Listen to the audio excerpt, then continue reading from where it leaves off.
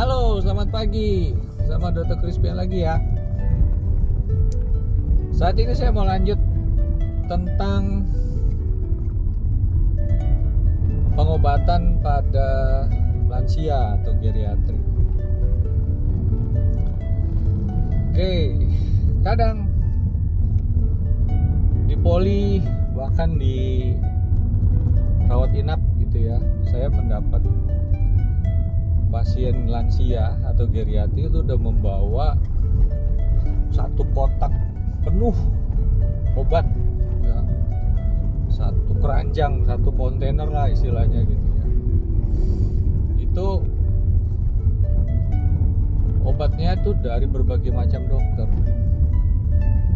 ada yang dari dokter saraf, ada yang dari dokter penyakit dalam, ada yang dari dokter ortopedi ya, bahkan ada yang dari dokter jiwa gitu ya, karena sulit tidur, karena cemas, depresi dan seterusnya.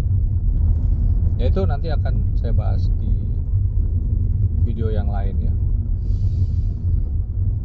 Akhirnya kalau datang ke saya sebagai dokter yang lebih berfokus di paru, itu akhirnya bingung gitu loh, kita mau kasih obat apa lagi, saking banyaknya. Tiap hari dia minum berapa belas butir pagi, berapa belas butir siang, sore, malam begitu.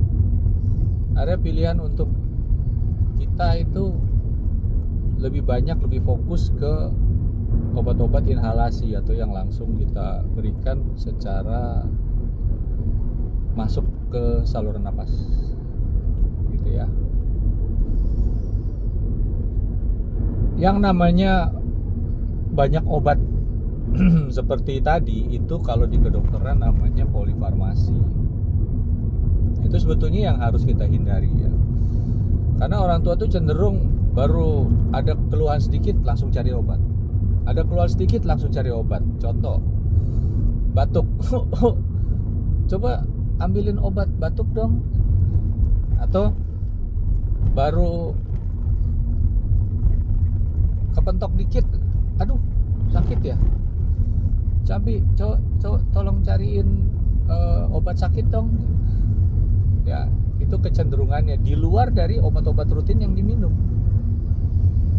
ya. Jadi itu yang harus dihindari. Kenapa? Kayak kita ngulek cabai bikin sambal gitu ya, itu kan ada banyak komponen ya, ada bawang ya, ada bawang putih, bawang merah, ada merica, ada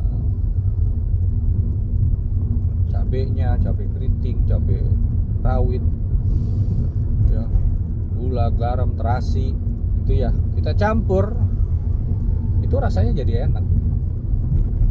Tapi justru ada beberapa bagian dari komponen tadi itu yang akan membuat efeknya atau rasanya jadi berkurang. Ada yang efeknya jadi lebih tajam seperti itu ya. Jadi kita berharap obat yang kita minum itu efeknya 100% semua, jangan berkurang, bahkan jangan berlebih ya. Itu kesulitannya ya. Kadang kalau kita bertemu pasien lansia itu maunya obatnya banyak gitu, tapi belum tentu berguna untuk penyakitnya. Kadang ada beberapa orang tua ya, khususnya di bagian-bagian yang agak terpencil lah istilahnya gitu ya, itu kalau belum disuntik belum puas belum sehat lah istilahnya gitu. Padahal ada beberapa efek juga yang bisa terjadi kalau kita melakukan suntikan ya. Salah satunya yang paling jarang tapi paling bahaya itu adalah shock ya, shock anafilaktik kalau nanti kita bicarakan di video yang lain ya. Jadi jarang tapi itu bahaya sekali ya, bisa menimbulkan dalam tanda kutip pasiennya bisa punya sayap lah istilahnya gitu. Itu ilustrasi ya. Jadi itu dulu deh, nanti kita lanjut lagi ya. Thank you.